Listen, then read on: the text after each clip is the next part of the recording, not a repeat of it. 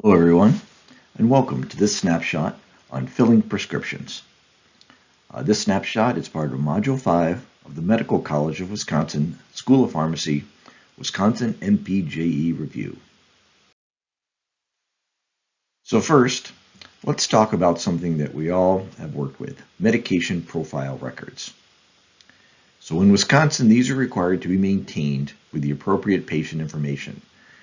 And I recommend knowing the specific information that is required to be in each medication profile. So this is patient first and last name, address, and date of birth. For an animal patient, this has to be the name and species of animal, and the last name and date of birth of the animal's owner.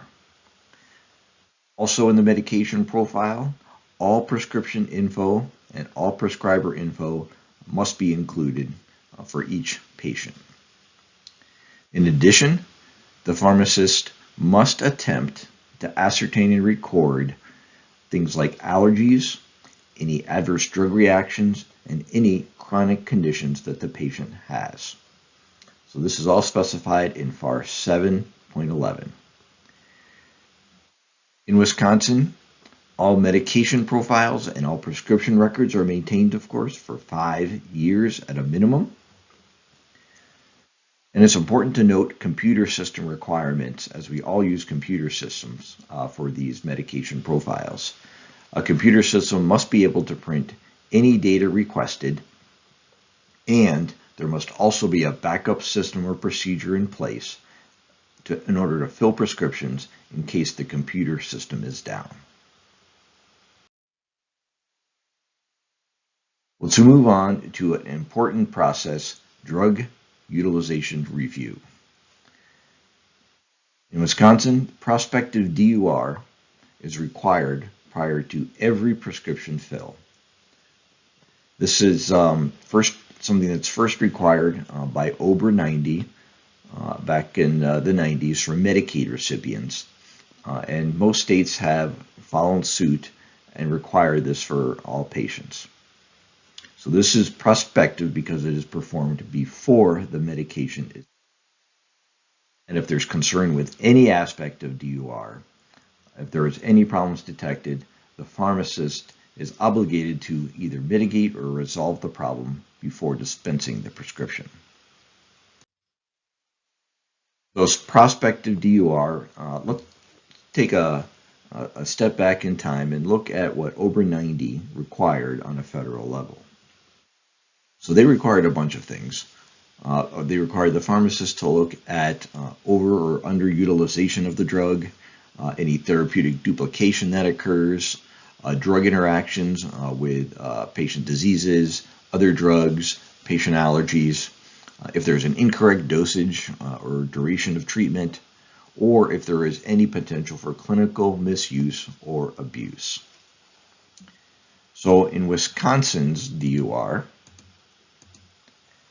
their list includes many of the same things.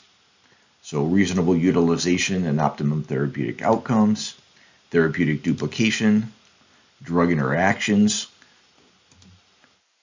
allergies, if the dose is reasonable, the duration of use, route of administration is appropriate as well, any potential abuse or misuse, rational therapy. And so what's rational therapy? Is the drug appropriate for the condition that it's being used to treat? Are there any contraindications to the prescription?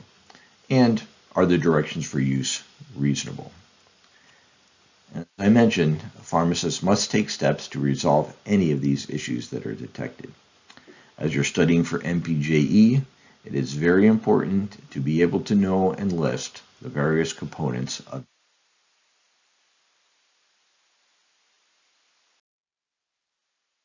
In contrast with prospective DUR, retrospective DUR is a process that is usually performed by state Medicaid administrators, pharmacy benefit managers, other system or plan administrators on a quality improvement basis. And this is performed not on a per patient level, but on a level, more population level, over a period of time.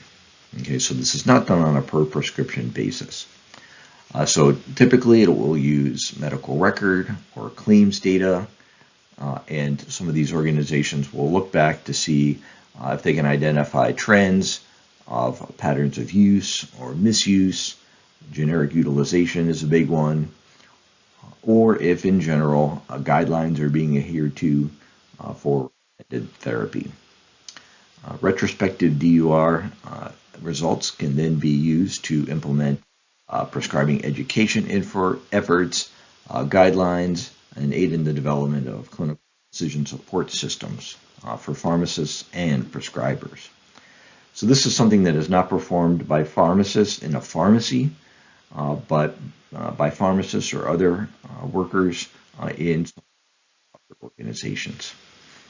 As such, it's probably not a big topic for MPJE, but it's important to know because it contrasts with the prospective DUR that is required.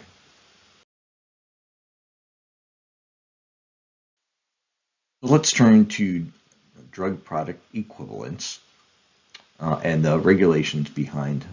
So when can a pharmacist dispense a drug product equivalent?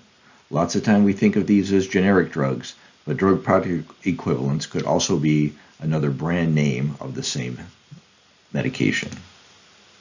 So if a drug product equivalent is designated as a therapeutic equivalent by FDA in the Orange Book, then it can be substituted. Okay, so the Orange Book is the standard for determining if something can be dispensed as a drug product equivalent. It's available on the FDA's website or as a phone app, so it is readily accessible and is required to be maintained in the pharmacy as a resource. Drug product equivalent must be lower in price than the original, and the pharmacist must inform the consumer of the substitution. Finally, you can only dispense a drug product equivalent if a prescriber does not indicate no substitution. Now in Wisconsin, there are no specific magic words for prohibiting substitution. Any statement on the prescription to this effect is valid. So a prescriber could write DWA, dispense as written, no substitution, brand medically necessary, or something along those lines as well. However, the caveat is that no pre-printed statement prohibiting substitution can be on a prescription blank. All right, so there can't be just a blanket prohibition of substitution. It's important to note that you can change drug product equivalents between refills as long as you inform the consumer. So if you dispense the Teva brand at one refill and then on a subsequent one dispense, for example, the Mylan brand or generic, and they're all AB rated, that's acceptable as long as you let the consumer know in some way that the drug product has changed. And finally, note that in contrast to dispensing a drug product equivalent, therapeutic alternate drug selection, sometimes known as therapeutic substitution, is only allowed for patients located in hospitals, nursing facilities, and correction systems. This is not something that is permitted to be done in a community retail setting. Therapeutic substitution is something whereby one drug in the same class is substituted for another within the same class. So say you're substituting atorvastatin for rosuvastatin, for example, usually done for formulary considerations in one of these institutions. Let's review the required consumer disclosures related to prescription costs and generic substitution. These statutes and regulations are designed to ensure that patients have the most appropriate information and can make decisions related to the cost of their prescriptions. A pharmacy must post a sign stating that the pharmacist has the ability to substitute a medication with a less expensive drug product equivalent, otherwise known as generic substitution. so this information must be posted in a conspicuous location. A pharmacy must also make available information on how to access PEB's list of top 100 generic drugs.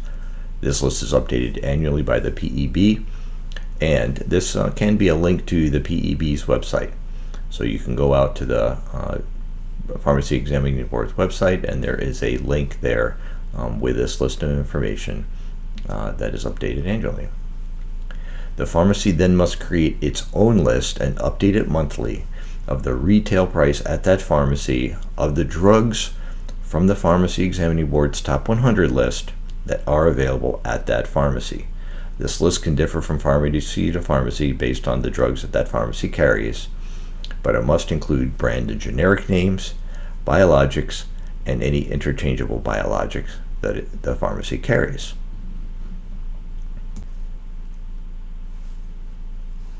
So let's summarize again the required signage and postings that must be in every pharmacy. We've already seen that pharmacies have to post hours that professional services are available, contact information for the Wisconsin Poison Center, a patient's right to a consultation with the pharmacist on their prescriptions, and how to file a complaint with the board. And we've just discussed the postings that require a description of the pharmacist's ability to create a generic substitution for both regular drugs and biologics, and also the requirement to make available information on accessing the PEB's list of top 100 drugs, the FDA's list of interchangeable biologics, and the retail price list for the drugs that are sold at that pharmacy from the PEB's top 100 list. Note that licensure and registration certificates. So a pharmacist can also substitute a less expensive biosimilar biologic agent with similar rules to the drug product equivalent, but with a few additional important considerations. First of all, a biosimilar must be designated as interchangeable, and not just biosimilar, but interchangeable, per the FDA's Purple Book. And this resource is available online on the FDA's website. Again, the biosimilar that is dispensed must be lower in price, and the consumer must be informed. However, additionally, the pharmacist must communicate with the physician, with the prescriber, within 5 days as to the specific biologic product that was dispensed. Okay, so while this is not required with oral or other drug product equivalents that are substituted by the pharmacist, with biosimilars, this is required. And so the pharmacist can just communicate with this physician, with the prescriber, either by direct communication, phone, fax, etc., or by entering the product that was dispensed within some type of electronic medical record that the physician also has access to. Okay, so this could be the e-prescribing system, the pharmacy benefit management system, or whatever other that the system, the healthcare system is using at that point.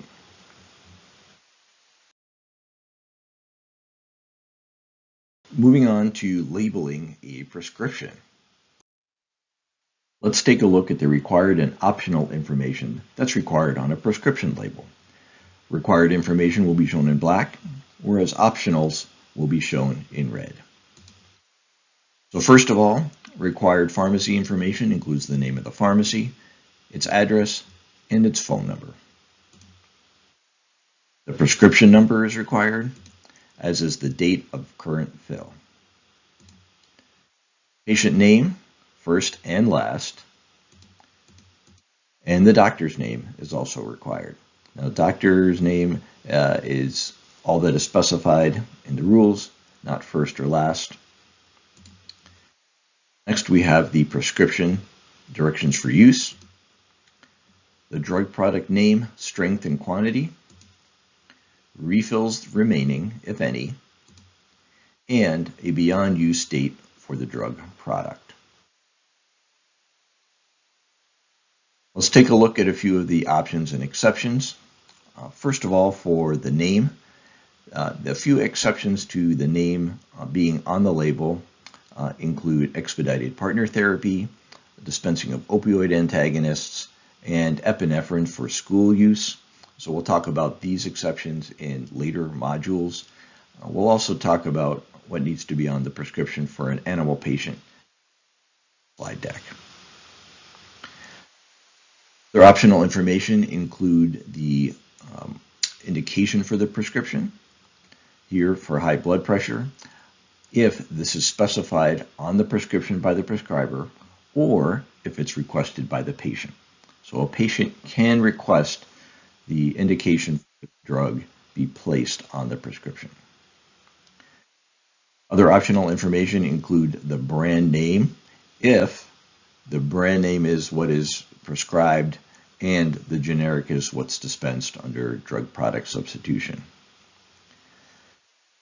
Also optional is some type of depiction or description of the drug product itself, sometimes a picture of the tablet or a small description of the drug product itself is okay as well. And also optional, any auxiliary labels or other information for use. So in addition to the standard label information, for controlled substances, two other important pieces of information must be on the label as well, depending upon the schedule of the controlled substance. For all Schedule 3, 4, and 5 substances, the original date of fill must be present on the label as well. This is the date the prescription was first filled, and this is so the refilling pharmacist can judge whether that prescription is still in date and eligible for refill.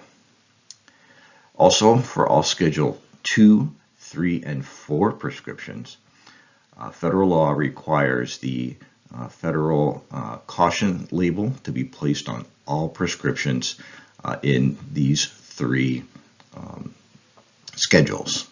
And so this may sometimes be a sticker or a preprint on the label, but this must be on all Schedule 2, 3, and 4, not Schedule 5 prescriptions. For our animal friends, they have a few slightly different requirements for a prescription label. Instead of the first and last name, the name of the animal, the species of animal, and the owner's last name must be specified. If the animal is a food-producing animal, for example, a chicken or a cow, then the time of withdrawal of the drug before any food is then used from that animal must be specified as well. And finally, the veterinarian name and their address must be on the label. It's also important to realize what's not required because on MPJE you have to know what is required and not required. So here are some things that you might have seen on a prescription label before but are not required by law or rule. So patient address, date of birth, phone number, prescriber address and phone number, the drug manufacturer or distributor, or the original date of dispensing. Again, this is required for controlled substances but not required for non-controlled. Or the date the prescription expires versus the date that the drug product expires, which is required. The date that the prescription expires is not. So, for example, if it were a controlled substance that the prescription expired 6 months after original fill, it could be printed on the label, but is not required to be. So, Wisconsin regulations also include stipulations on repackaging for stock. So what does repackaging for stock mean? This is when drugs from the manufacturer's original container, usually a larger bulk container, are repackaged into other containers, typically smaller containers that are used for dispensing. And These containers that are used must mitigate adulteration from light, temperature, and humidity, of course. Our regulations give important specifics as to what must be on the label of the new container and what records must be kept. On the labels, the typical information such as drug name, form, and strength, as well as a pharmacy determined beyond use date is very important. And then some type of indication of where the drug came from. So this could be the NDC or manufacturer name plus the lot number, or something called a pharmacy control number. Now, a pharmacy control number is a unique number that the pharmacy creates and is also referenced in another record that indicates the NDC, the expiration date, and the lot number of that particular product. So records for repackaging for stock must be kept in the pharmacy and contain all the information that is listed here. Importantly, the original expiration date of the manufacturer beyond use date of the repackaged product must be in the records.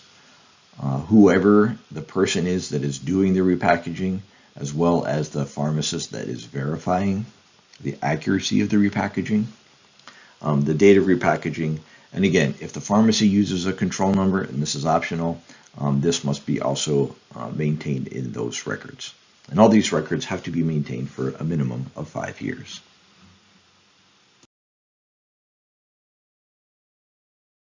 So let's talk about the final check process for prescriptions.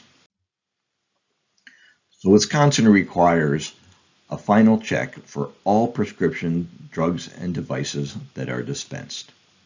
So the pharmacist responsible must be recorded for each of these 3 areas.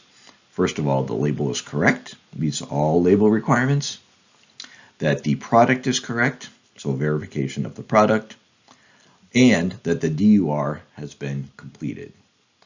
So for each of these 3 things in the prescription record, the pharmacist responsible must be identified.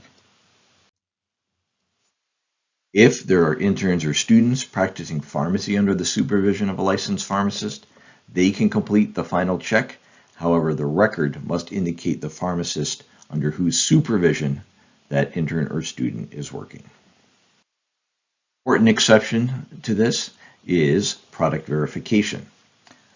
So product verification may also be completed by a pharmacy technician, or in the case of a hospital system, an automated technology system. Now, both of these have validation requirements and processes that must be conformed to. These are located in FAR 7, FAR 7.14 for the case of Tech, and 7.55 for the case of automated technology. Both of these are discussed later on in Module 7. So if one of these processes occurs, either a pharmacy tech validated for Tech, or an automated technology that's validated, the final check record should identify the technician or the technology used to perform that final check, not the pharmacist. In summary, every prescription must document in the record the pharmacist responsible for ensuring the accuracy of the label and the drug utilization review. If the pharmacist also does product verification, then they are indicated in the record as well, or a pharmacy technician or automated technology will be indicated under product verification processes are used. Snapshot is dealt with filling prescriptions and is part of Module 5 of our MCW School of Pharmacy Wisconsin NPJE review. We have companion questions available for further practice. Thanks very much, and I'll see you again in another snapshot.